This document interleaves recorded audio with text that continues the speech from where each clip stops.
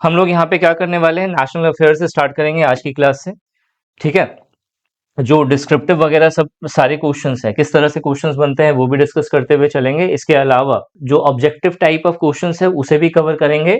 ठीक है, देखो पूरा मैं प्रोसीजर बता दे रहा हूँ कैसे हम लोग कवर करेंगे। देखो दो तरह की वीडियोस होती हैं करंट अफेयर्स से रिलेटेड। एक होता है जो आपको टाइम टू टाइम अपडेट होता रहता है, जिसमें टाइम टू टाइम मतलब आपको जैसे वीकली अपडेट मिल गया। ठीक है, वीकली अपडेट मतलब एक वीक का जितना भी करंट अफेयर्स है, जितने भी तरह का है, उसे हम लोग कवर करेंगे।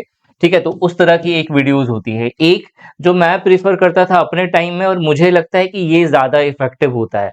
इसमें क्या होता है कि नेशनल लेवल पे हम लोगों ने पूरा का पूरा जितना भी इंपॉर्टेंट न्यूज है उसे कवर कर लिया। फिर इंटरनेशनल लेवल पे जो जितना सारा न्यूज होता है वो कवर कर लिया। इससे क्या होगा, हौच पौच नहीं होता है। तो जो हम लोग यहाँ पे नेशनल अफेयर्स कवर कर रहे हैं, ठीक है, वो हम लोग जो है पहले नेशनल अफेयर्स पूरा कवर करेंगे और उसके बाद फिर इंटरनेशनल अफेयर्स वाला टॉपिक जो है वो हम लोग देखेंगे। ठीक है, स्टार्ट करते हैं। देखो जो सबसे इंपॉर्टेंट अफेयर्स है, ठीक है, अब यहाँ पे एक चीज और समझ लेना। ठीक है, हम लोग कैसे जा रहे हैं, हम लोग मई से स्टार्ट करते हुए जितना कवर कर सकते हैं, जैसे इस वीडियो में जो नेशनल अफेयर्स है वो मई का और प्लस उससे पीछे पीछे चलते जाओ। ठीक है, अप्रैल का, इन दोनों को मैंने ज्यादातर लिया है। अप्रैल और मई का जो इंपॉर्टेंट नेशनल अफेयर्स है उसे कवर करा है। ठीक है, स्टार्ट करते हैं। देखो जो सबसे इंपॉर्टेंट न्यूज है यहाँ पे वो है इंडिया पाकिस्तान कॉन्फ्लिक्ट का। ठीक है, ये एक्चुअल में आप लोगों को पता ही होगा, बहुत सारे लोग हैं जिनको मालूम होगा इसके बारे में। लेकिन इसके अलावा जो है मतलब जो न्यूज आपने सुना है वो तो ठीक है, वो तो चार्म था इंडिया की तरफ से। ठीक है, मतलब जो चीजें आपको लगी कि नहीं हाँ ये अच्छा हुआ है या फिर ये बुरा हुआ है वो तो पता ही है, लेकिन इससे जुड़ा हुआ कंपिटिटिव पर्सपेक्टिव से क्या क्या चीजें इंपॉर्टेंट है वो जानना जरूरी है। ठीक है, एक बार इसे समराइज कर लो, समझो। पहला क्या हुआ था, पहलगाम अटैक हुआ था। पहलगाम अटैक हमें पता है। ठीक है, हम लोग बस इसमें ज्यादा कुछ नहीं जानना है हमें। 22 अप्रैल 2025 को पहलगाम कश्मीर के अंदर अटैक हुआ था। 26 टूरिस्ट की डेथ हुई थी और ये जो 26 इंडियन टूरिस्ट की डेथ हुई थी ये इसकी रिस्पॉन्सिबिलिटी किसने ली थी, तो पाकिस्तान बेस्ड लश्कर ए तैयबा जो है एक टेररिस्ट ग्रुप है, उसका ही एक विंग है। विंग का मतलब उसी का एक पार्ट है। ठीक है, उसी से निकला हुआ है द रेसिस्टेंस फ्रंट, TRF। ठीक है, इसने जो है इसकी रिस्पॉन्सिबिलिटी, तो ये लाइन इंपॉर्टेंट हो गया।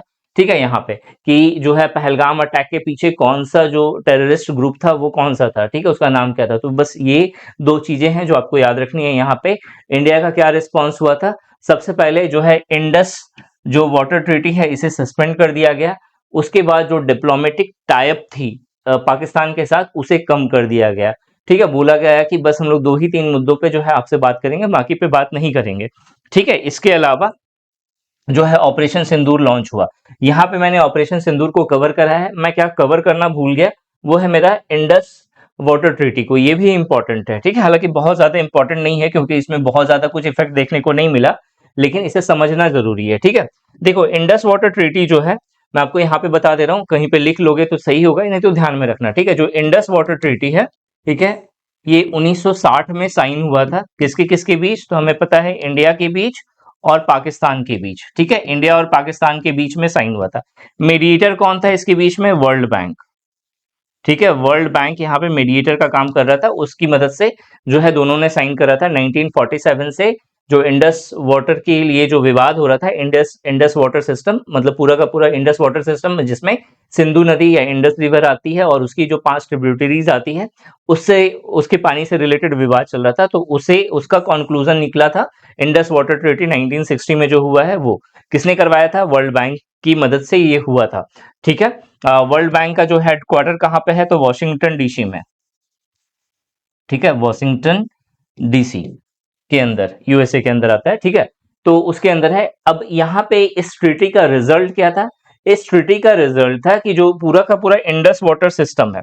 ठीक है, अगर आप इंडस वाटर सिस्टम को जानोगे, ठीक है, हालांकि मालूम ही होगा सभी को इंडस वाटर सिस्टम। ठीक है, तो इसके अंदर बेसिकली जो है एक मेजर जो रिवर है वो है मेरा इंडस रिवर। ठीक है, तो यहाँ पे जो मेन रिवर है वो कौन है, इंडस रिवर, और इसकी ट्रिब्यूटरीज कौन कौन है, एक तो है झेलम, झेलम, एक है मेरा चेनाब, ठीक है, रावी, सतलज और व्यास। ठीक है, व्यास, ये है। ठीक है, तो इस ट्रीटी में हुआ क्या, इस ट्रीटी में बोला गया कि जो दो तरह से जो है वाटर का फ्लो हो रहा है। एक है वेस्टर्न रिवर सिस्टम, ठीक है, इसमें मतलब वेस्ट की तरफ बहने वाली नदी जो कौन कौन है, झेलम हो गया, चेनाब हो गया और इंडस रिवर। इन तीनों का पानी जो है वो कौन यूज करेगा, पाकिस्तान यूज करेगा, ठीक है, पाकिस्तान यूज करेगा।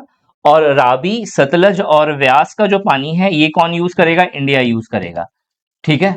ये चीज जो है इस ट्रीटी में हुआ।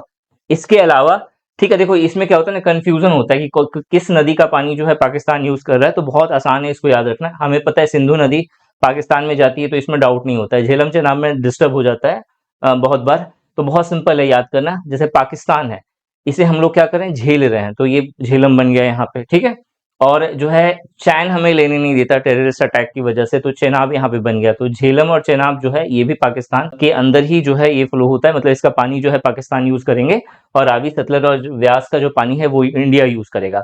अब इस ट्रीटी में एक और दो और बातें कही गई। एक बात ये था कि जो है इंडिया जो है इन नदियों के पानी का जो पाथ है, उस पाथ को वो छेड़छाड़ नहीं कर सकता। जो पाथ है वो वही पाथ रहेगा, इसे चेंज नहीं किया जा सकता। ये जो है ये इंडस वाटर ट्रीटी के अंदर जो है ये साइन हुआ है।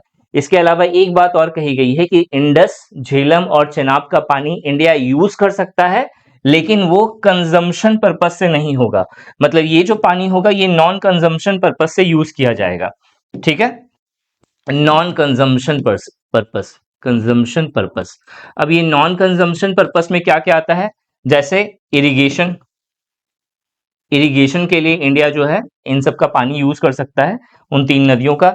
इसके अलावा हाइड्रो इलेक्ट्रिक पावर प्रोजेक्ट, ठीक है, या फिर जो ट्रांसपोर्ट है, ठीक है, वाटर ट्रांसपोर्ट, इसके लिए जो है इंडिया यूज कर सकता है झेलम, चेनाब और इंडस का पानी, ठीक है। ये था मेरा इंडस वाटर ट्रीटी जिसे सस्पेंड करा गया। सस्पेंड मतलब थोड़ी देर के लिए हुआ, फिर बाद में तो ये ठीक हो गया, फिर से वापस से वही हो गया जब सीज फायर हुआ, तो ठीक है। तो इसीलिए ज्यादा कुछ नहीं है, लेकिन चूंकि न्यूज में है तो इससे क्वेश्चन बन सकता है, आपके ज्योग्राफी में भी देखा जा सकता है। देखो कुछ स्पेशल नहीं आता किसी भी कॉम्पिटिटिव एग्जाम में, कुछ स्पेशल नहीं आता, जो भी चीजें करंट से रिलेट हो रही है, चाहे वो स्टैटिक का पार्ट हो, मतलब ज्योग्राफी, हिस्ट्री हो, ठीक है, पॉलिटी एंड गवर्नेंस हो, तो जो चीजें न्यूज में है उसी से जनरली क्वेश्चन बनता है, चाहे वो स्टैटिक का पार्ट हो चाहे वो करंट का पार्ट हो।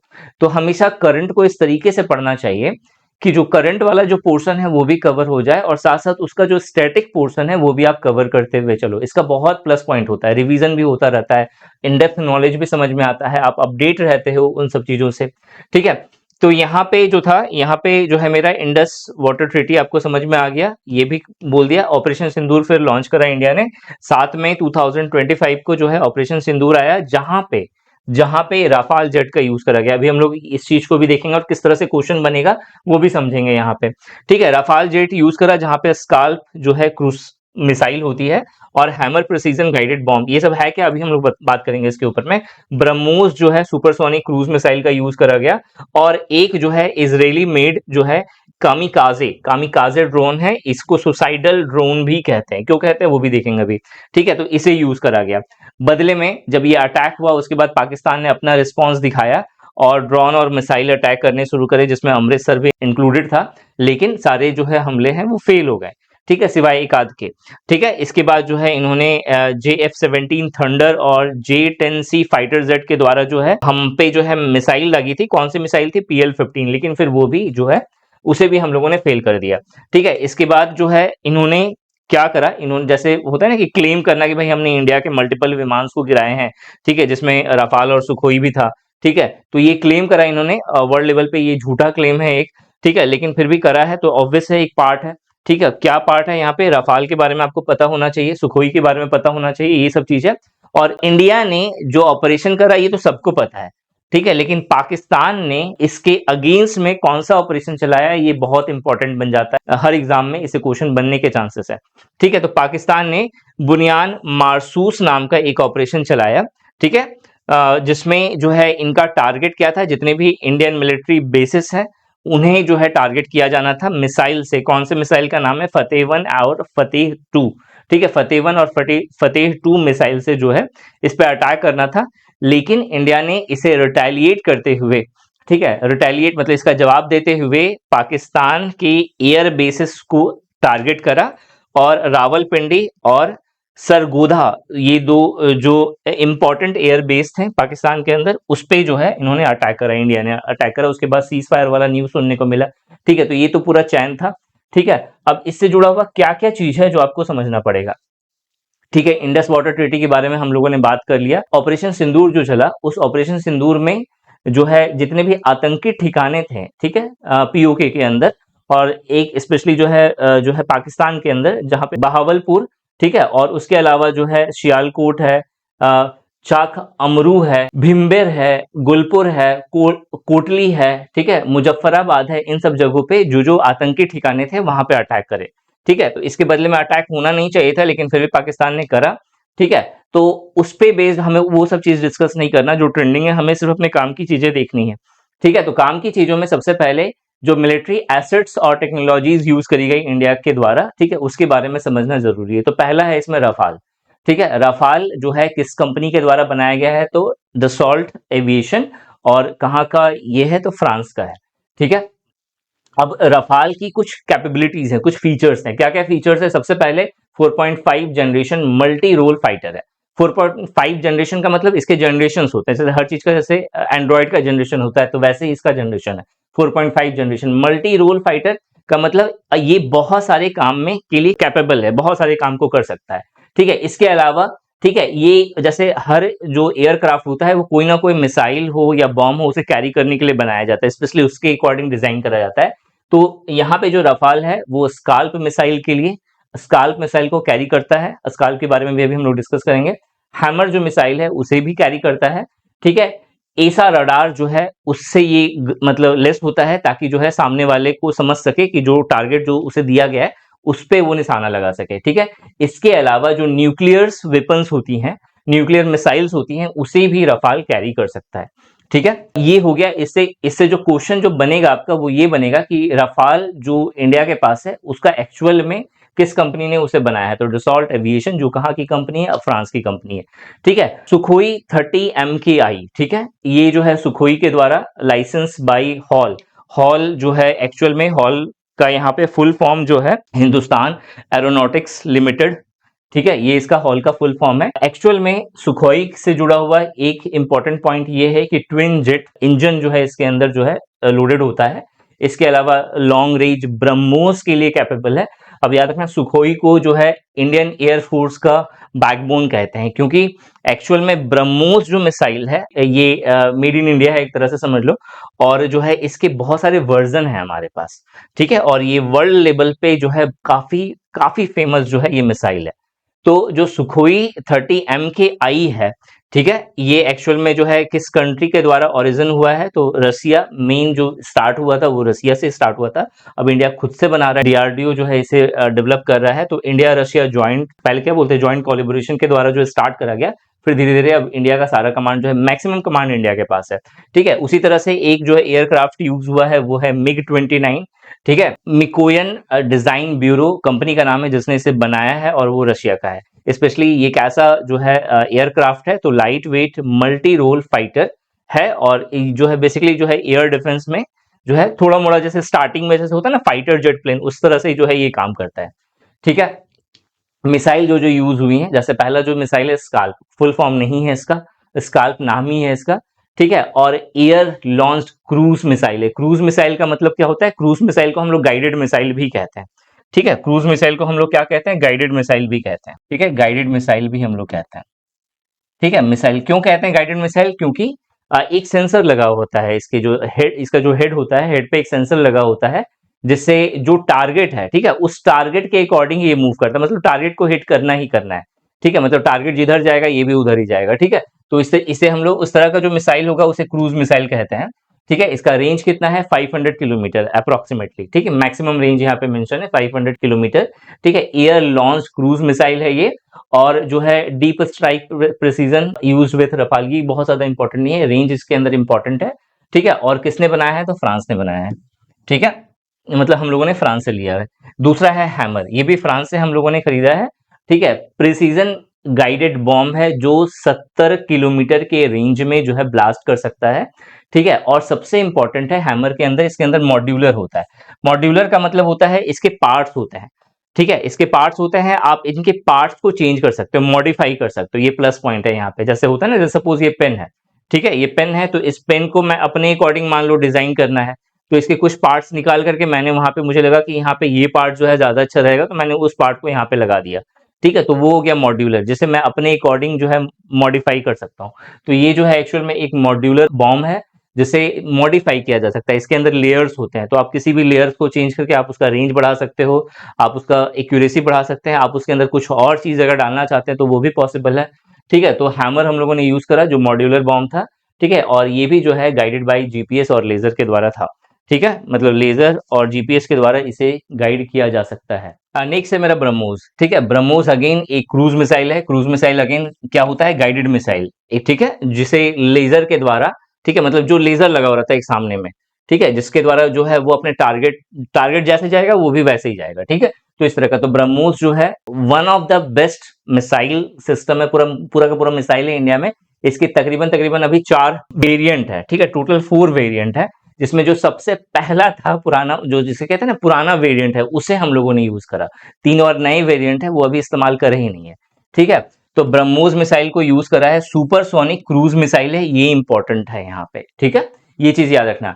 ठीक है, मैच 2.8 स्पीड होती है इसकी, और ये लैंड, एयर और सी के द्वारा लॉन्च किया जा सकता है। इंडिया और रसिया ने मिलके जो है डेवलप करा है, इंडिया का जो डीआरडीओ ने और रसिया का एनपीओएम ने मिलकर जो है इसे डेवलप करा हुआ है। नेक्स्ट है मेरा S-400 ट्रम्प। ठीक है, ये क्या था, जब पाकिस्तान ने जब स्ट्राइक स्टार्ट करा, पाकिस्तान ने जब रिस्पॉन्स करते हुए क्या करा, ठीक है, बुनियान मारसूस जो है, क्या बोलेंगे, ऑपरेशन स्टार्ट करा, तो उसके रिटेलिएशन के लिए, ठीक है, मतलब ये जो मिलिट्री बेसिस पे जो अटैक करने का इन लोगों का प्लान था, तो इससे इससे बचने के लिए, ठीक है, इसे एक तरह समझो, इसे फेल करने के लिए जो है इंडिया ने S-400 ट्रम्प जो है एयर डिफेंस सिस्टम जो है उसे लॉन्च करा। अब ये क्या होता है, इसका शायद आप लोगों ने पिक्चर देखा होगा। ठीक है, बड़ी बड़ी ट्रक वगैरह सब होती हैं जिसके अंदर में, जिसके ऊपर में, ठीक है, इस तरह का ट्रक होगा। ठीक है, आप लोगों ने पिक्चर देखा होगा इसका। ठीक है, नहीं देखा होगा तो सर्च कर लेना। जैसे एक ट्रक टाइप का हो गया, इस ट्रक के पीछे में इस तरीके से लंबे लंबे से इस तरीके से कुछ लगे हुए रहते हैं, रडार रडार लगा हुआ रहता है। ठीक है, तो रडार से क्या है, वो सिग्नल कैच होता है कि कौन क्या अटैक करने वाला है, और उसके अकॉर्डिंग फिर मिसाइल्स जो है प्रिसीजन के साथ जो है उसे हिट करती है। ठीक है, तो ये जो डिफेंस सिस्टम है इसका नाम है S-400 ट्रम्प। ठीक है, long range air defence system है, और 400 किलोमीटर तक जो है ये एयर पे जो है ये अटैक को रोक सकता है। और जो है यहाँ ये 2 लेयर में एक्चुअली ये अटैक करता है, ये शायद मैं लिखना भूल गया, detect and destroy the aircraft. ठीक है, ये एक्चुअली में जो है ये 2 लेयर में ये अटैक कर सकता है, मतलब डबल लेयर होता है, इसे ऐसे समझो मल्टीपल लेयर्स में ये अटैक कर सकता है। मल्टीपल लेयर्स मतलब एक मिसाइल मान लो यहाँ से आ रही है, ठीक है, तो उसे रोकने के लिए इसने बहुत सारा जो है रॉकेट लॉन्च करा, ये मिसाइल लॉन्च करी, ठीक है, कि वो उसे हिट करेगा और उसे डिस्ट्रॉय कर देगा। ठीक है, एट द सेम टाइम मान लो कोई और जो है मिसाइल यहाँ से आ रही है, तो सेकेंड लेयर जो है वो यहाँ पे वो भेज सकता है। कहीं और फिर आ रही है तो उसे फिर हिट करने के लिए थर्ड लेयर जो है वो चला सकता है, तो ये मल्टी लेयर हो गया। ठीक है, तो मल्टी लेयर डिफेंस सिस्टम जो है S-400 है, S-400 ट्रम्प कहते हैं इसको। इसके अलावा हम लोगों ने जो है एक ड्रोन का यूज करा, जिसे कामिकाजे ड्रोन कहते हैं। कामिकाजे ड्रोन इजराइल के द्वारा बनाई गई है, और इसे हम लोगों ने 2019 में जो बालाकोट अटैक हुआ था उसमें भी हम लोगों ने यूज करा था इसे। ठीक है, इजराइल के द्वारा बनाया हुआ ये इंपॉर्टेंट है, और इसे हम लोग सुसाइड यूएवी कहते हैं। ठीक है, अनमैन्ड एरियल व्हीकल। ठीक है, ये फुल फॉर्म है यूएवी का, अनमैन्ड एरियल व्हीकल्स। ठीक है, व्हीकल्स। ठीक है, तो सुसाइड यूएवी कहते हैं, क्यों कहते हैं, क्योंकि एक बार जो टारगेट सेट हो गया, ये क्या करेगा, ये टारगेट को जाकर के हिट करके, टारगेट को जाकर के हिट करा और वापस नहीं आता, बस हिट करके खुद सेल्फ डिस्ट्रॉय होता है। मतलब जितना बर्बाद कर सकता है उतना बर्बाद करा। ठीक है, मतलब मिसाइल तो दागेगा ही और अब वापस नहीं आएगा। ठीक है, जैसे ड्रोन के साथ जो है मिसाइल अटैच है, तो मिसाइल तो हिट करेगा ही, तो ये रिटर्न नहीं आएगा, ये भी जाकर के और बर्बादी कर सकता है, तो और बर्बादी करके आएगा। ठीक है, तो ये है कामिकाजे। ठीक है, कामिकाजे ड्रोन। कामिकाजे जो है जापान के एक ये थे सोल्जर्स थे, उसके नाम पे जो है ये रखा गया है। ठीक है, जापान का एक सोल्जर्स था जो समथिंग आई थिंक यूएसए के साथ जो वॉर हो रहा था उसमें क्या करा था, उसने अपने फ्लाइट को जाकर के जो है डायरेक्ट जो टारगेट था उस टारगेट पे ले जाकर के जो है ब्लास्ट कर दिया। ठीक है, तो उसी के नाम पे शायद यहाँ पे कामिकाजे रखा गया है। ठीक है, चलो आगे बढ़ते हैं यहाँ पे। अब देखो वन लाइनर जो है थोड़ा सा देख लेते हैं, जैसे रफाल वन लाइनर में क्या क्या है यहाँ पे जो आपको जानना है, खासकर यही चीज किसके लिए है, तो उन लोगों के लिए है जिस जहां पे मल्टीपल क्वेश्चंस का जो प्रिपेयर कर रहे हैं या मल्टीपल क्वेश्चन जिसके एग्जाम में आएगा।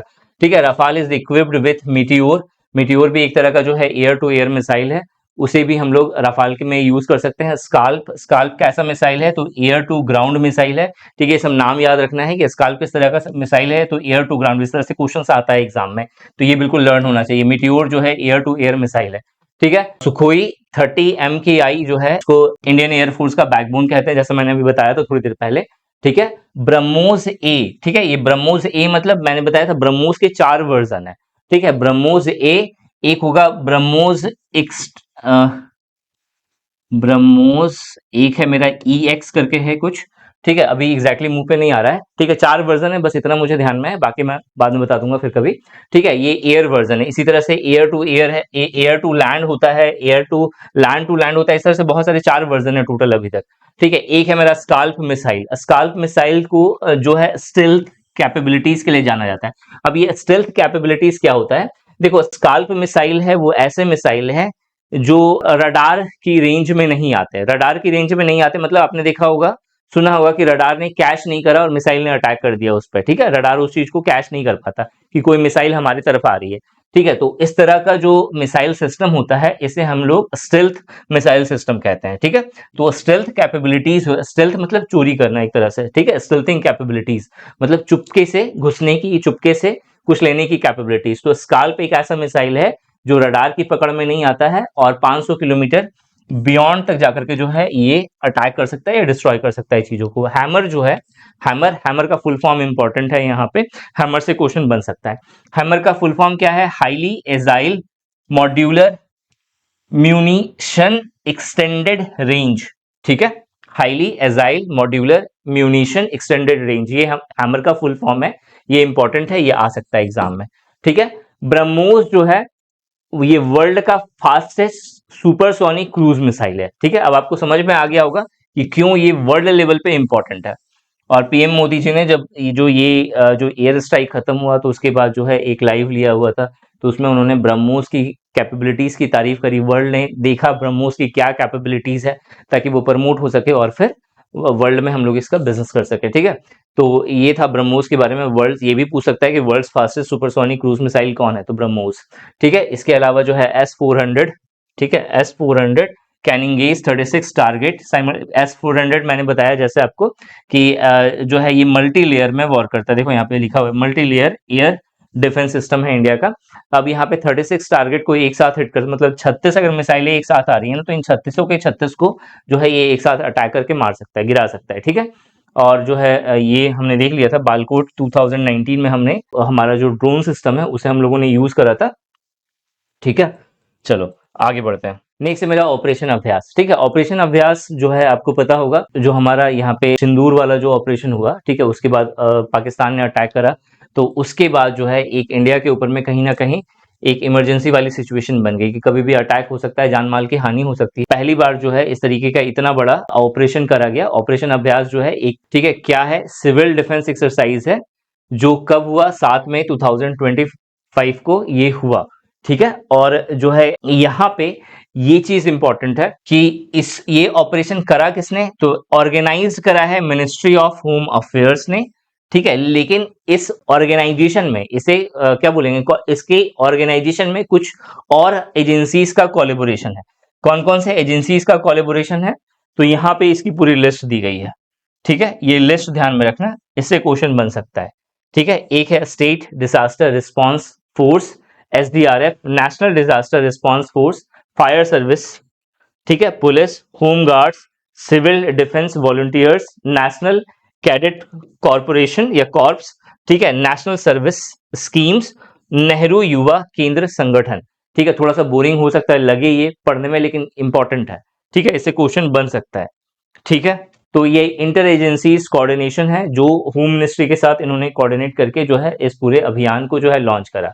ठीक है, ये जो सिविल डिफेंस एक्सरसाइज था ये 1971 में जो इंडिया पाकिस्तान वार हुआ था उसके बाद पहला इतने बड़े स्केल पे होने वाला पहला युद्ध अभ्यास था। अब इसके अंदर आपको क्या क्या चीजें इंपॉर्टेंट है जो आपको ध्यान में रखना है, जैसे इस तरीके से क्वेश्चन पूछा जाएगा कि सिविल डिफेंस एक्सरसाइजेज में इनमें से कौन सी इवेंट जनरली नहीं होती है या कौन सी इवेंट जनरली करवाई जाती है।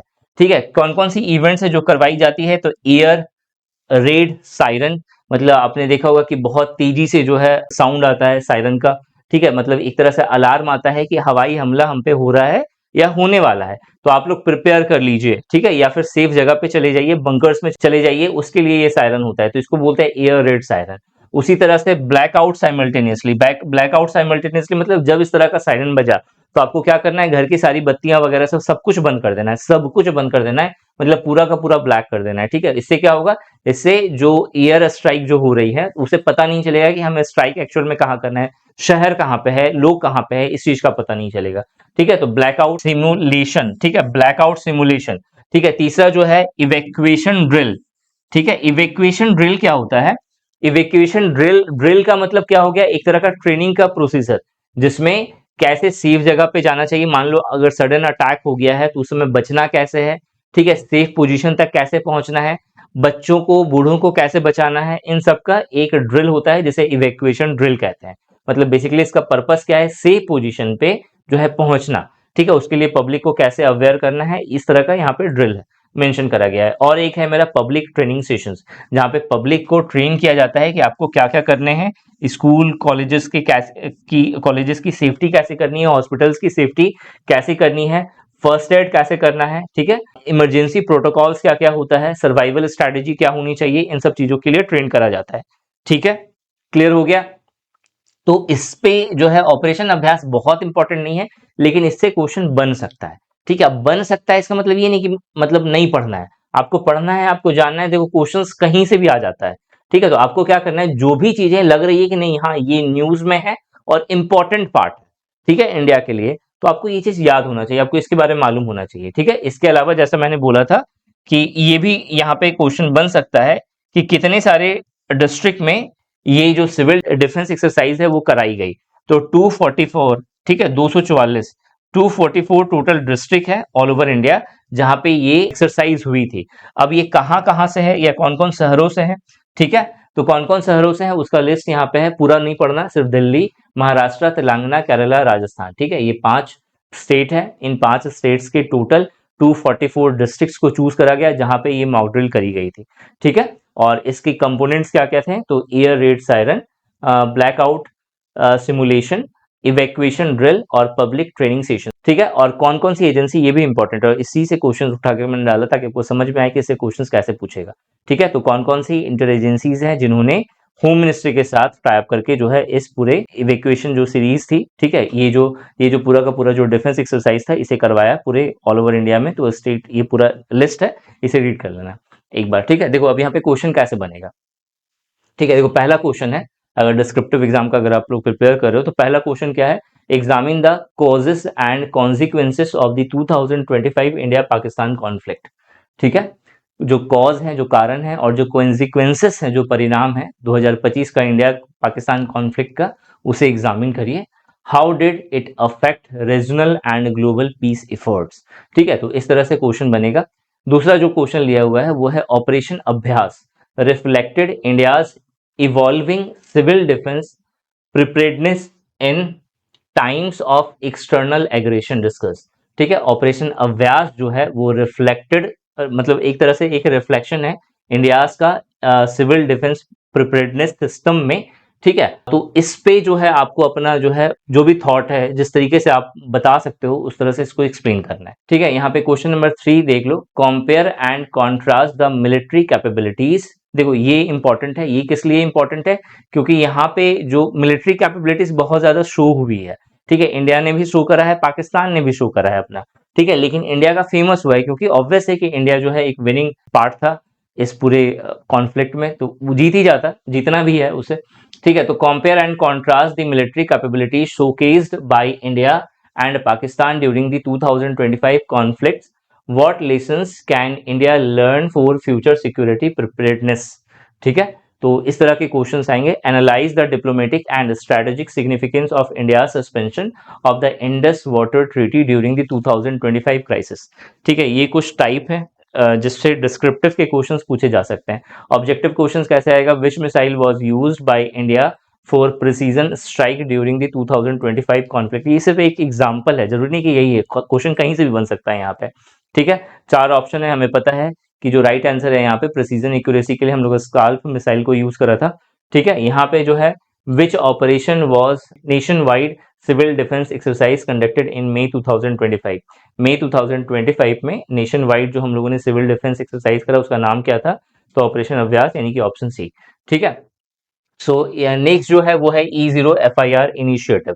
देखो, इसको समझने से पहले आपको जीरो FIR इनिशिएटिव समझना पड़ेगा, जो कि 2013 में 2013 में लॉन्च करा गया था। ये एक तरह का इनिशिएटिव है जो सबसे पहले किसने लिया था, दिल्ली पुलिस ने लिया था। ठीक है, मतलब दिल्ली में ये लॉन्च हुआ था जीरो FIR इनिशिएटिव, और 2025 में इसका नया वर्जन आया है E0 FIR इनिशिएटिव। अब इसे समझते हैं पहले। मतलब एक तरह से जैसे होता है ना कि स्टार्ट किया गया है, मतलब सेंट्रल गवर्नमेंट ने ही स्टार्ट करा है, लेकिन पहले दिल्ली में स्टार्ट करा है, और जब दिल्ली में ये पूरी तरह से इफेक्टिव हो जाएगा तो धीरे धीरे ऑल ओवर इंडिया में ये जाएगा। ठीक है, इस तरीके का ये इनिशिएटिव है। ठीक है, E0 समझने से पहले जीरो FIR इनिशिएटिव समझते हैं। जीरो FIR इनिशिएटिव क्या है, 2013 से पहले तक क्या था कि अगर मान लो कि आपके साथ किसी तरह की दुर्घटना हुई है, ठीक है, तो आप अगर मान लो कहीं घूमने के लिए गए, किसी एक और जगह पे हो आप पर्टिकुलर, ठीक है, वहां पे आपके साथ दुर्घटना हुई, तो आप जब पुलिस स्टेशन में जाकर के FIR करने जाते थे, तो पुलिस वाला आपसे कहता था कि भाई ये जो एरिया है ये आपके ज्यूरिसडिक्शन में नहीं आता, आपके एरिया में नहीं आता। ठीक है, तो आप जो है अपने एरिया में जाओ, वहां पे FIR दर्ज करो। ठीक है, तो ये एक बहुत बड़ा झमेला था, बहुत बड़ा झंझट था, जिससे तुरंत इंस्टेंट जो है केस दर्ज नहीं होता था, लोग परेशान होते थे। तो उसकी वजह से जो है जीरो FIR इनिशिएटिव का कॉन्सेप्ट आया। जीरो FIR इनिशिएटिव कॉन्सेप्ट में ये था कि आप पूरे इंडिया के में कहीं से भी आ रहे हो, ठीक है, लेकिन एट द मोमेंट अगर आपके साथ किसी भी प्रकार का कुछ हुआ है, ठीक है, तो अपनी कंप्लेन को किसी भी पुलिस स्टेशन में जाकर के दर्ज करवा सकते हो। ठीक है, उस टाइम आपका वो जो कंप्लेन होगा, FIR जो होगा वो दर्ज हो जाएगा। लेकिन जैसे होता है ना कि FIR की एक नंबरिंग होती है, जैसे कि FIR नंबर 10, ठीक है, कोई भी होगा, ठीक है, तो वो जो है वो आपका FIR नंबर वो जीरो रहेगा। ठीक है, कब, जब आप मान लो कि उस एरिया से बिलोंग नहीं करते हो जहां के आप रहने वाले हो, ठीक है, आपने कहीं और जाकर के किसी और पुलिस स्टेशन में अपना कंप्लेन दर्ज करवाया, तो उस सिचुएशन में चूंकि आप उस ज्यूरिसडिक्शन एरिया में नहीं आते, तो आपका FIR का नंबरिंग कितना होगा, जीरो, लेकिन FIR दर्ज हो जाएगी।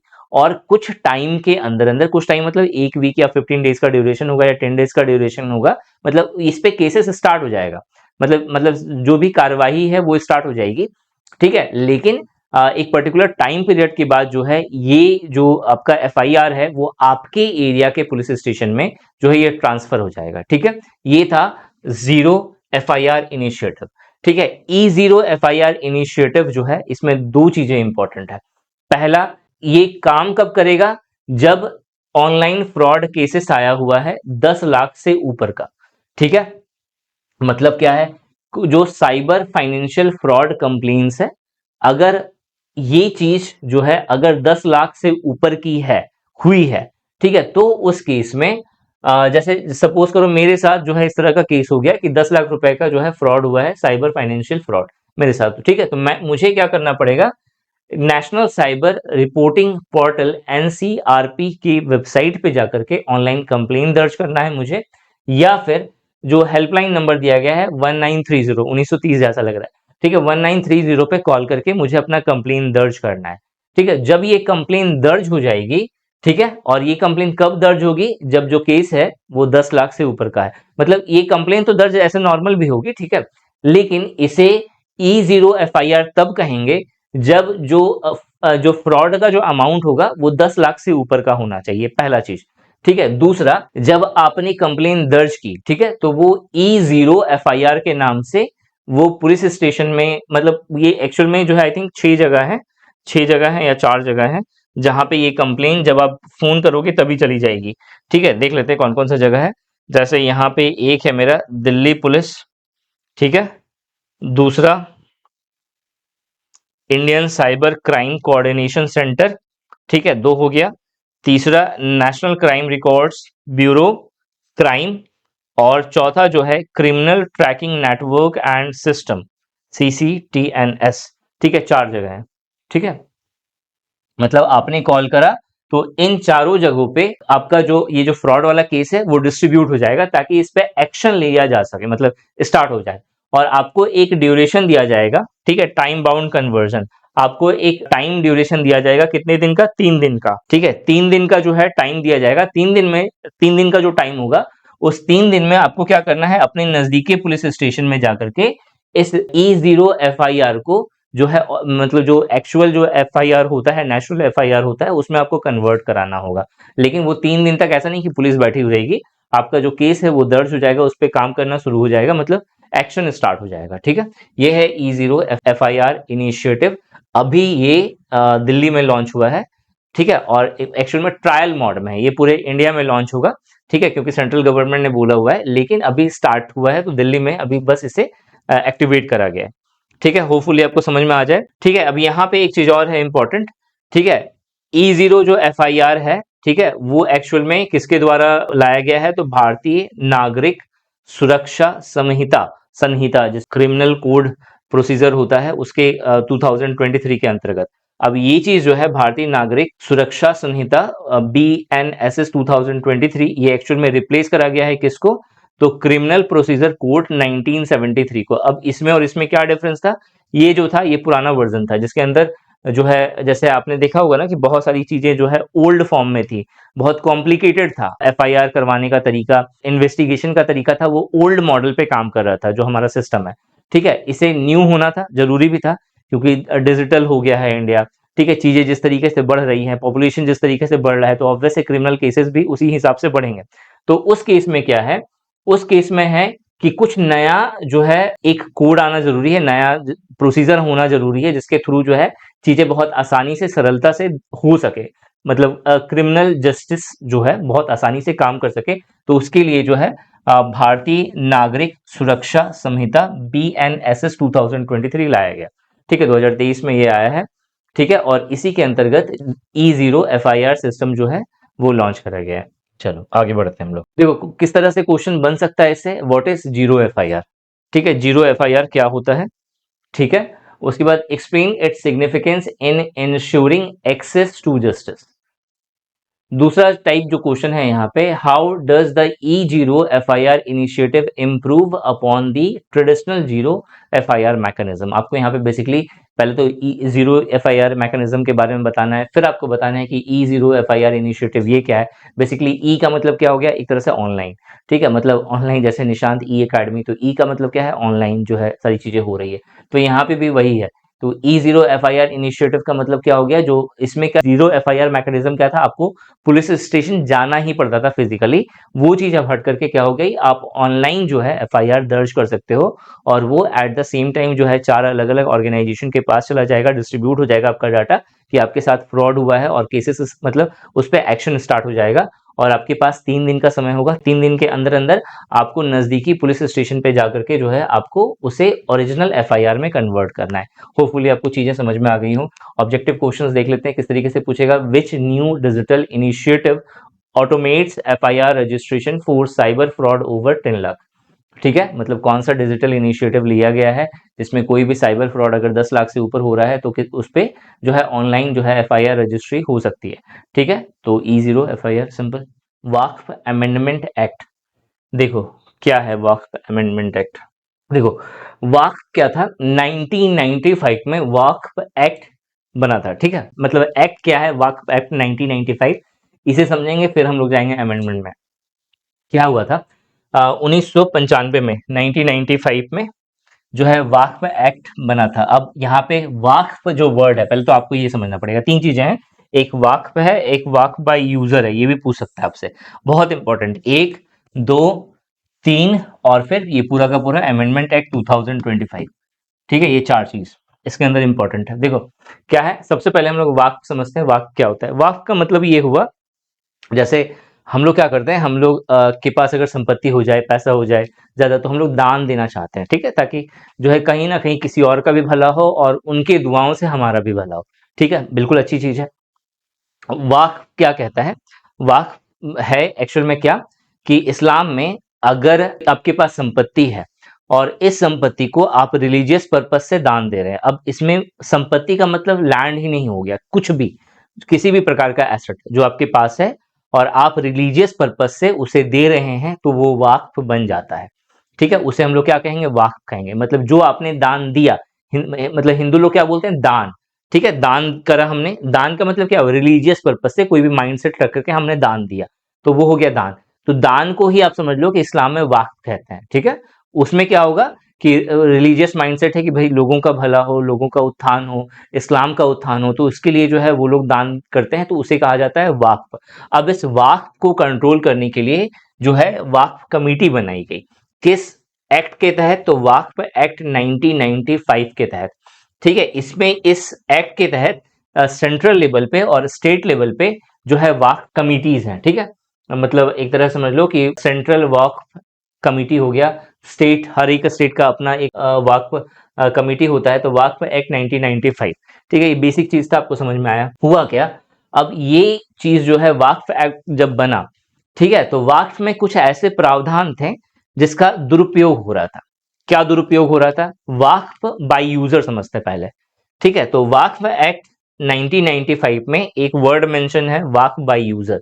वाक्फ बाय यूजर क्या होता है? वाक्फ बाय यूजर होता है कि इसका मतलब ये हुआ कि मान लो कि आपकी कोई संपत्ति है, ठीक है? आपकी कोई संपत्ति है और कोई भी पब्लिक वर्क के लिए या पब्लिक वेलफेयर के लिए वो काफी समय से आप उसे छोड़े हुए हो कि भाई कोई यूज कर सकता है। फॉर एग्जाम्पल ऐसे इसे ऐसे समझो, जैसे मान लो कि एक मंदिर है, ठीक है? मंदिर भी नहीं, छोड़ो हटाओ, मान लेते हैं थोड़ी देर के लिए एक घर है, ये मेरा घर है, ठीक है? मैंने कहीं और घर ले लिया, ठीक है, थोड़ी देर के लिए, तो ये घर जो है ऐसे ही पड़ा हुआ है, तो मुझे लगा पड़े पड़े कोई इसे देखेगा नहीं तो खाली हो जाएगा, तो मैंने क्या करा, कुछ लोगों को रहने की अनुमति दे दी और वे अपने ही लोग थे, तो मैंने बोला चलो सबका भला हो जाएगा, ये लोग भी रहेंगे, इसका निगरानी करेंगे, ठीक है? तो मैंने पैसे वैसे की कुछ बात नहीं करी और मैंने बोला कि ठीक है चलो, उन लोगों का भला हो जाएगा, आप लोग ऐसे ही रहिए, ठीक है? तो वो लोग रह रहे हैं, वहां पे पूजा पाठ कर रहे हैं, ठीक है? मुसलमानों के केस में क्या होगा, नमाज पढ़ रहे हैं, ठीक है? एक पहले एक लोग आए, फिर 10 लोग आए, फिर ऐसे ही डेली बेसिस पे कुछ लोग आ रहे हैं, बैठ रहे हैं, नमाज पढ़ रहे हैं, बात कर रहे हैं, ठीक है? मैंने उसे दान नहीं दिया, मैंने ये नहीं बोला कि आप लोगों का ये हो गया, मैंने उन्हें रहने की अनुमति दी। वाक्फ एक्ट जो है 1995 ये कहता है, वाक्फ बाय यूजर के अंतर्गत, ठीक है, अगर कोई ऐसी संपत्ति है आपकी जो पब्लिक वेलफेयर के लिए यूज करी जा रही है काफी समय से, तो उसे हम लोग, मतलब वो आपने दान नहीं दिया लेकिन फिर भी हम उसे दान मानेंगे, मतलब आपने वाक्फ नहीं करा लेकिन फिर भी हम उसे वाक्फ मानेंगे, ठीक है? और इसका फायदा उठा करके जो संपत्ति, ठीक है, 2013 आई थिंक डेट है, ठीक है, 2013 में total number of wax, wax मतलब टोटल नंबर ऑफ दान, मतलब जो दान किए हुए जो एसेट्स हैं इस्लाम में, ठीक है, उनकी जो संख्या थी 2013 में वो 1.8 लाख के आसपास थी। ये रुपीस वैल्यू नहीं है, ठीक है, ये एसेट की वैल्यू नहीं है, टोटल समथिंग करोड़ की टोटल एसेट है, ठीक है? यहाँ पे 1.8 लाख नंबर है, 1.8 मतलब 1,80,000 टोटल वाक संपत्ति का नंबर है, ठीक है, 2013 में। ये चीज जो इंक्रीज होकर के 2023 तक 8.5 लाख हो गई, ठीक है, 8.5 लाख हो गई, ठीक है? मतलब ये नंबर है, मैं बता रहा हूं फिर से, ये टोटल मतलब संपत्ति की वैल्यू नहीं है, वैल्यू करोड़ में है, ठीक है? तो 8.5 लाख, तो सोच लो कितना करोड़ का प्रॉपर्टी हो गया ये, ठीक है? अब जो है इसके ऊपर में एक कमिटी बनाई गई, ठीक है, सुब्रमण्यन करके कमिटी है, अभी मुंह पे नहीं आ रहा है मेरा नाम, ठीक है? तो क्या हुआ, एक कमिटी बैठी, ठीक है, तो उस कमिटी ने जब वैल्यू आकलन करा कि भाई इतना बढ़ गया दान यहाँ पे, ठीक है, जो वाक्फ है वो इस तरीके से बढ़ गया, लेकिन भला भी तो उसी तरीके से होना चाहिए ना इस्लाम में, क्योंकि ऑब्वियस है अगर हम दान ज्यादा कर रहे हैं तो दान किसके लिए करेंगे, लोगों के हित के लिए करेंगे, तो यानी उन लोगों का उत्थान भी उसी हिसाब से उसी रेशियो में होना चाहिए, तो वो चीज नहीं हो रही है, वो चीज रिड्यूस होती जा रही है। इसके लिए मतलब ये तो साफ है कि ये दान तो बढ़ रहे हैं लेकिन कहीं ना कहीं इसमें प्रॉब्लम है, ठीक है, इस चीज में प्रॉब्लम है जिसकी वजह से लोगों का भला नहीं हो पा रहा है जिस तरह से होना चाहिए। ठीक है, तो इस पे एक अमेंडमेंट करने की जरूरत थी। ठीक है, तो वक्फ एक्ट 1995 ये समझ में आ गया, वक्फ बाय यूजर समझ में आ गया। हाँ देखो क्या था, अब इसका मिसयूज कैसे करा जा रहा था। ठीक है, ये जो 2013 में 1.8 लाख जो है, ये 2023 में 8.5 लाख जो है कैसे हो गया। ठीक है, तो एक यहाँ पे अभी रिसेंट का एक केस है। ठीक है, तेलंगाना का केस है शायद। ठीक है, देखो क्या हुआ था कि जैसे होता है ना, जैसे थोड़ा सा एक एग्जांपल ले लेते हैं। आपको पता है कि रेलवे स्टेशन के आसपास की जमीनें होती हैं जो रेलवे की ही होती हैं। ठीक है, क्लियर, सरकार की जमीन है भाई। तो रेलवे स्टेशन एक पर्टिकुलर एरिया में रहेगा। अब वो बाकी का एरिया है उसे गवर्नमेंट यूज नहीं कर रही। आपने भी देखा होगा कि जो सरकारी प्रॉपर्टी है बहुत सारी, तो सरकारी प्रॉपर्टी है तो अब हर प्रॉपर्टी वो यूज नहीं कर रही है सरकार। बहुत सारी चीजें हैं जो छोड़ी हुई हैं कि इनके फ्यूचर में यूज करा जाएगा, या कोई पर्टिकुलर टाइम पे, जैसे थोड़ी देर के लिए जो कोयलरी एरिया है, तो सारा कोयलरी एरिया जो है अभी वर्किंग नहीं है, बहुत सारा बंद पड़ा है। तो बहुत सारा बंद पड़ा है, तो उसमें से कुछ प्लेसेस है जो रहने के लिए है, तो वहां पे लोग रहते हैं। ठीक है, जबरदस्ती घुस के रह रहे हैं। ठीक है, आपको ये चीज जो है पूरा बंगाल बिहार के एरिया में, ठीक है, झारखंड के एरिया में ज्यादा दिख जाएगा। ठीक है, तो उसमें से क्या हो रहा है, मान लो कोई एक ऐसा एसेट है जो सरकार का है। ठीक है, लेकिन बहुत समय से जो मुस्लिम है वो इसे जो है यूज कर रहे हैं पब्लिक प्लेसेस के तौर पे। ठीक है, तो अब चूंकि कोई रिटर्न यहाँ पे रजिस्ट्रेशन नहीं है, मतलब वक्फ एक्ट 1995 कहता है, ये जो वक्फ बाय यूजर है इसके अंदर ये स्टेटमेंट कहता है कि अगर कोई पब्लिक प्रॉपर्टी, कोई किसी भी तरह का कोई भी प्रॉपर्टी है, अगर वो हमारे वेलफेयर से, मतलब इस मुस्लिमों के वेलफेयर से काफी लंबे समय से यूज करी जा रही है, तो हम उसे वक्फ कहेंगे। ठीक है, मतलब इसका कोई रजिस्ट्री नहीं होगा, किसी तरह का कोई रिटर्न प्रूफ नहीं चाहिए, मतलब उसे लोग यूज कर रहे हैं भैया, वो वक्फ हो गया। मतलब अगर आपके पास कोई संपत्ति है, आपने 2 दिन के लिए या 1 सप्ताह के लिए आपने दे दिया किसी को कि आइए आकर के जो है आप लोग यहाँ पे नमाज वमाज पढ़िए, अभी हम लोग है नहीं, तो 1 सप्ताह तक पढ़ लिया, तो अगले दिन जो है वक्फ का वहां पे बोर्ड लग गया कि ये वक्फ हो गया, तो एक तरह से इलीगल काम हो गया। ठीक है, उसी तरह से सरकार के केस में हो गया। ठीक है, कि रेलवे स्टेशन जो है यहाँ पे है, इसके बगल की जमीन छोड़ी हुई है कि बाद में कुछ इंफ्रास्ट्रक्चर होगा यहाँ पे, कुछ मुसलमान आकर के यहाँ पे नमाज पढ़ने लगे, कुछ लोग आकर के यहाँ पे बैठ गए। ठीक है, और कुछ दिन के बाद वक्फ बोर्ड आया और बोला कि भाई अब यहाँ पे ये पब्लिक प्लेस है जहाँ पे लोग यूज कर रहे हैं, आज से ये वक्फ का संपत्ति हो गया। ये कैसे हो गया भाई। ठीक है, तो इसके लिए एक अमेंडमेंट लाना जरूरी था, और वक्फ अमेंडमेंट एक्ट 2025 वही कहता है।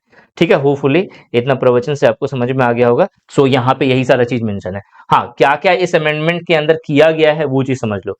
ठीक है, क्या क्या अमेंडमेंट किया गया है, तो जो सबसे मेजर अमेंडमेंट है वो 2 है। ठीक है, पहला जो वक्फ प्रॉपर्टी है, ठीक है, जितनी भी वक्फ प्रॉपर्टी होंगी, आपको 6 महीने के अंदर अंदर उसकी रजिस्ट्री शो करनी पड़ेगी। मतलब उसका रजिस्ट्रेशन अगर आपने करवाया है विथ प्रूफ कि भाई ये इस पर्सन ने हमें ये दान दिया हुआ है, और ये जो दान करा है वो इस पर्सन ने करा है, और इसकी प्रॉपर्टी है ये वो, और उसका कागज पत्र सब ओके है। ठीक है, ये है मतलब सारा डॉक्यूमेंट्स, तब हम उसको वक्फ मानेंगे, नहीं तो नहीं मानेंगे, खत्म। पहला अच्छा काम है। ठीक है, पहला। दूसरा क्या है यहाँ पे, अगर कोई दान दे रहा है कम्युनिटी में, ठीक है, मतलब कोई अगर इस्लाम को फॉलो कर रहा है और चाहता है कि इस्लाम का उत्थान हो, और उसलिए जो है वो दान करना चाहता है, वक्फ करना चाहता है, तो यहाँ पे कंडीशन गवर्नमेंट ने ये दिया है कि वो तभी दान कर सकता है तब जब वो पिछले 5 साल से इस्लाम को फॉलो करता हुआ आ रहा है हो तो। ठीक है, मतलब ये नहीं कि 1 साल पहले वो मुस्लिम बना है और मुस्लिम बन के जो है उसने दान दे दिया। ये फर्जरी बहुत चीजें होती रही हैं इसके द्वारा। ठीक है, इसीलिए इस तरह का जो है नियम लगाया गया। इसके अलावा जो स्टेट और सेंट्रल लेवल पे जो वक्फ बोर्ड होगी, जो काउंसिल होगी, इन काउंसिल और बोर्ड्स में 2 मुस्लिम महिला का होना जरूरी है। इस चीज को इन्होंने इंश्योर करा। ठीक है, the act amends the inclusion of at least 2 Muslim women in the Central Waqf Council and State Waqf Boards। ठीक है, बहुत इंपॉर्टेंट है, ये डायरेक्ट क्वेश्चन बन सकता है, कितने मुस्लिम के रिजर्वेशन की बात कही गई है स्टेट और सेंट्रल लेवल के वक्फ काउंसिल या वक्फ बोर्ड के अंदर अंतर्गत, तो 2 मुस्लिम है। ठीक है, representation from the various Muslim sects, ये सब ठीक है, ये सब कोई खास नहीं है। ठीक है, बस हो गया। यहाँ पे जो मेन पॉइंट्स थे वो मैंने आपको बता दिए। इसके अलावा एक और है, वक्फ ट्रिब्यूनल जो है एक सेटअप करा गया है। वक्फ ट्रिब्यूनल जो है वो क्या है, जैसे मान लो इसमें क्या था कि एक पर्सन का यहाँ पे केस है, पर्सन का केस क्या है, अभी मैंने बताया ना कि वो उसकी उसकी खुद की संपत्ति थी, उसने कुछ दिन के लिए अपने लोगों को दिया कि भाई आप लोग यहाँ पे जो है आकर के कुछ दिन के लिए रहिए, मैं बाहर जा रहा हूँ, ठीक है, ये रियल इंसिडेंट है, ठीक है, तेलंगाना क्या है या हैदराबाद का है, कहाँ का है वो इंपॉर्टेंट नहीं है, क्या हुआ केस, तो वो लोग रहने लगे, कुछ दिन के बाद जो है वाघ बोर्ड आकर के बोलता है कि भाई जो है ये वाघ बन गया, क्यों, क्योंकि यहाँ पे लोग आ रहे हैं, ठीक है, और ये लोग जो है पब्लिक मतलब आपसे के रिलेटिव नहीं हुए ना ओरिजिनल, मतलब आप लोगों ने यहाँ पे ये लोग जो है ऐसे ही आ रहे थे, आके बैठ रहे हैं, तो ऑब्वियस है कि एक तरह से ये पब्लिक वेलफेयर के लिए यूज हो रहा है, इसलिए वाक है, तो इसके ऊपर में केस चला, ठीक है, तो वहीं से जो है वे वाक ट्रिब्यूनल जो है उसका जन्म हुआ। तो वाक ट्रिब्यूनल जो है वो सिविल कोर्ट की तरह पावर्स दी गई इसको, ताकि जो है जो नॉर्मल लोग हैं जिनकी संपत्तियां जो है जबरन जो है वाक कमेटी के द्वारा छीनी जा रही हैं, ठीक है, उसे जब्त किया जा रहा है, उस डिस्प्यूट को रिजॉल्व कर सके। और ये भी प्रावधान करा गया कि 90 डेज के अंदर अंदर अगर यहाँ पे फैसला सही नहीं हो रहा है तो 90 डेज के अंदर अंदर वो हाई कोर्ट में जाकर के अपील कर सकते हैं इसका, ठीक है। क्वेश्चन किस तरीके से बन सकता है, ठीक है, क्वेश्चन बन सकता है, पहला क्वेश्चन है what are the major changes introduce under the waqf amendment act 2025, how does these changes aim to improve the governance of waqf properties in India. अगर आप ग्रुप ए लेवल एग्जाम को टारगेट कर रहे हो तो 110% वाकफ बोर्ड से वाकफ अमेंडमेंट एक्ट 2025 से question रखा हुआ है, एकदम श्योर शॉट है, चाहे आप सीबीएसई सुपरिटेंडेंट टीयर 2 को टारगेट कर रहे हो, चाहे आप असिस्टेंट रजिस्ट्रार को टारगेट कर रहे हो, चाहे आप ईपीएफओ को टारगेट कर रहे हो, एकदम श्योर शॉट है कि इसे क्वेश्चन बनेगा ही बनेगा, बहुत इंपॉर्टेंट न्यूज है, ठीक है। देखो यहाँ पे ऑब्जेक्टिव क्वेश्चंस भी है, पहला जो ऑब्जेक्टिव क्वेश्चन है ये क्या है, what is walk by user, walk by user क्या होता है, जिसे एबोलिश कर दिया गया 2025 के अमेंडमेंट के द्वारा। तो क्या होता है यहाँ पे, use of property over time for religious purpose making it waqf, मतलब प्रॉपर्टी को अगर रिलीजियस पर्पस के लिए काफी समय तक यूज किया जा रहा है तो वो ऑटोमेटिक क्या बन जाता है, वॉक बन जाता है, इसके लिए कोई रजिस्ट्री करवाने की जरूरत नहीं पड़ती, ठीक है, पहला।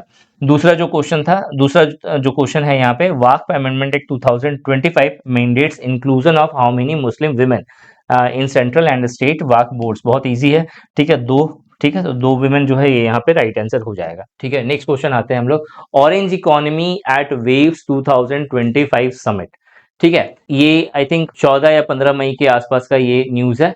प्राइम मिनिस्टर नरेंद्र मोदी ने वेव्स 2025 समिट को क्या करा, इनॉग्रेट करा, उद्घाटन करा, कहां पे हुआ, जियो वर्ल्ड सेंटर मुंबई में हुआ, ठीक है, और बेसिकली यहाँ पे प्रमोट करा गया किसे, ऑरेंज इकोनॉमी को।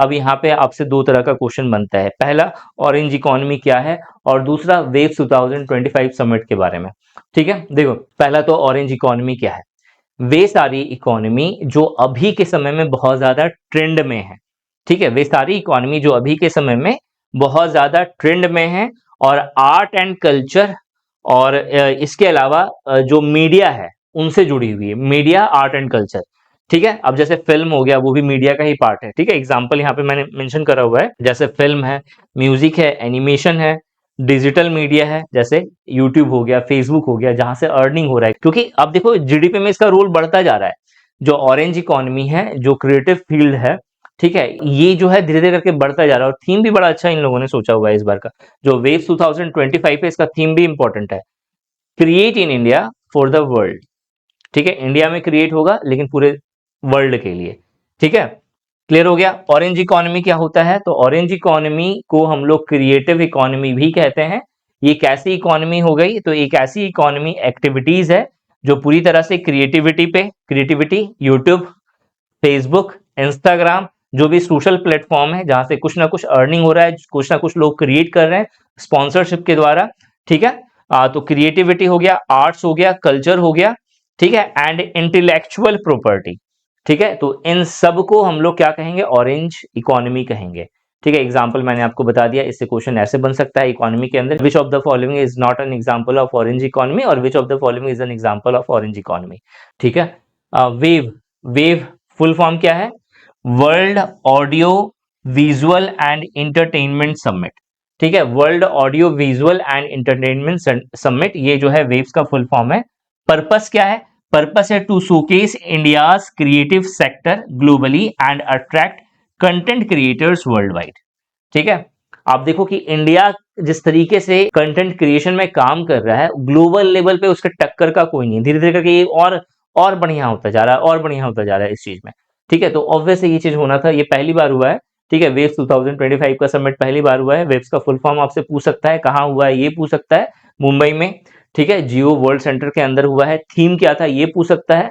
ठीक है, create in India for the world. ठीक है, इसके अलावा जो है ऑरेंज इकोनॉमी से एक स्टैटिक क्वेश्चन बन सकता है यहाँ पे।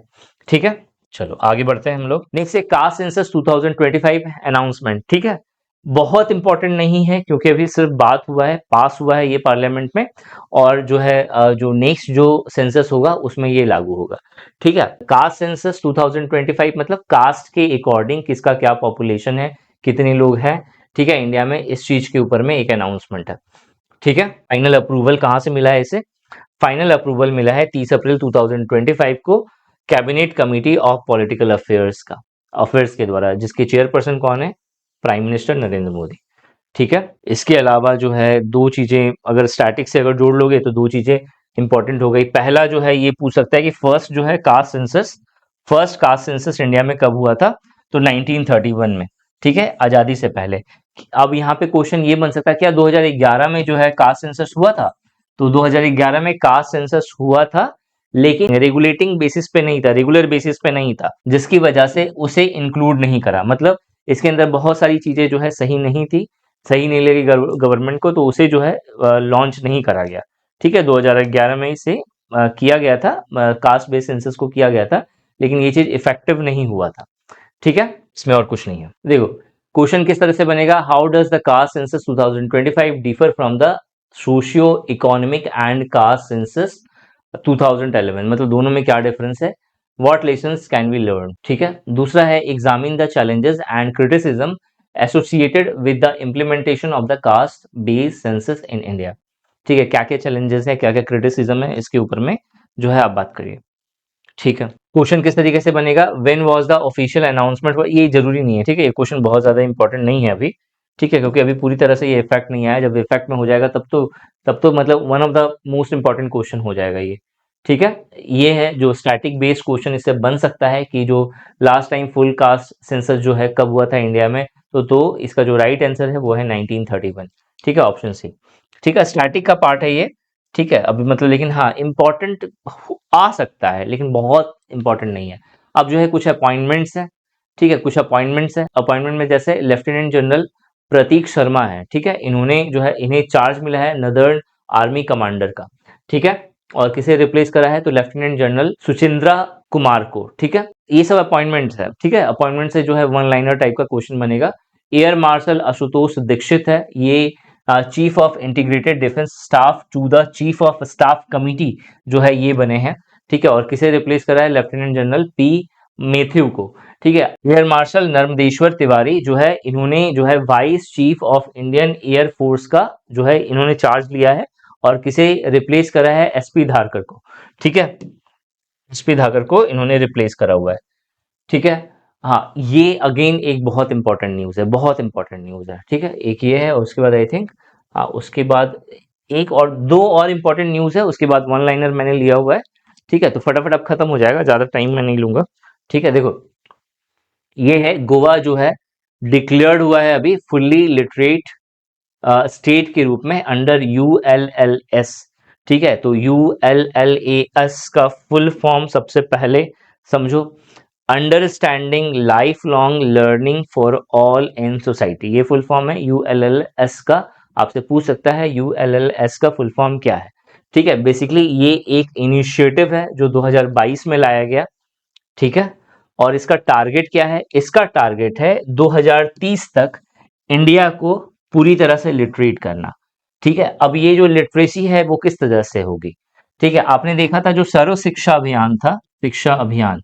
ठीक है, अभियान था ये किसके लिए था? 6 to 14 ईयर्स के लिए, 6 साल से लेकर के 14 साल तक के जो बच्चे थे उन्हें पढ़ाने के लिए, मतलब ये लोग पढ़ेंगे ताकि इंडिया एटलीस्ट जो है साक्षर हो जाए। ठीक है, तो ये था सर्व शिक्षा अभियान का मिशन। ठीक है, लेकिन क्या ये शिक्षा इफेक्टिव है? क्या इस एजुकेशन से इंडिया आगे बढ़ सकता है? तो जवाब है नहीं। ठीक है, बस ये काम चलाओ था, बस एक टैग था। लेकिन एक्चुअल में जिस तरीके से इंडिया को शिक्षित होना है, ठीक है, जिस तरीके से युवा है यहाँ पे, तो 2000 मतलब एक एक्चुअल में जो इफेक्टिव लर्निंग है वो लेकर के आना बहुत जरूरी है। और उसके लिए एक मिशन चलाया गया है, 2022 में ये लॉन्च हुआ है, ULLAS, यानी कि understanding life long learning for all in society, ठीक है। और 2030 तक का इसका मिशन है कि पूरा का पूरा जो इंडिया है वो लिटरेट हो जाएगा, ठीक है। और इसके अंदर 5 कंपोनेंट्स है। कौन कौन से कंपोनेंट है? तो पहला कंपोनेंट है फाउंडेशनल लिटरेसी एंड न्यूमेरेसी, ठीक है, मतलब लिटरेसी आपको पढ़ना आना चाहिए, आपको न्यूमेरेसी आनी चाहिए, मतलब कैलकुलेट करना आना चाहिए लोगों को। दूसरा क्रिटिकल लाइफ स्किल, जो एक्चुअल में जो लाइफ स्किल है, देखो लाइफ स्किल मतलब क्रिटिकल लाइफ स्किल मतलब जिस तरीके से कभी कभी क्या होता है ना कि अगर बहुत ज्यादा टेंशन है तो लोग जो है सुसाइड कर लेते हैं, उस चीज को बर्दाश्त नहीं, उसे हैंडल नहीं कर पाते, कैसे उस चीज को ट्रीट करना है, कैसे उससे बाहर निकलना है। एक्चुअल में ये चीज कौन सिखाता है? एजुकेशन ही सिखाती है हमें।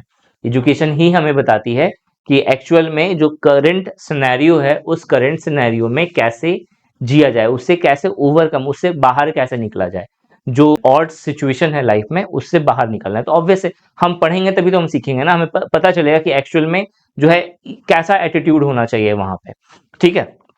तो ये चीज हमें कौन सिखाता है? ये हमें एजुकेशन ही सिखाती है। तो क्रिटिकल लाइफ स्किल होना चाहिए, बेसिक एजुकेशन आपके पास होनी चाहिए, ठीक है। वोकेशनल एजुकेशन, वोकेशनल एजुकेशन का मतलब होता है स्किल एजुकेशन, मतलब ऐसा एजुकेशन जो आपको कमाई करके दे, जो आपको बताए कि भैया ये काम कर लोगे ना तो आपके पास पैसा आएगा, ठीक है, उस तरह का एजुकेशन वोकेशनल एजुकेशन, इसे स्किल एजुकेशन भी कहते हैं। तो वो चीज आनी चाहिए।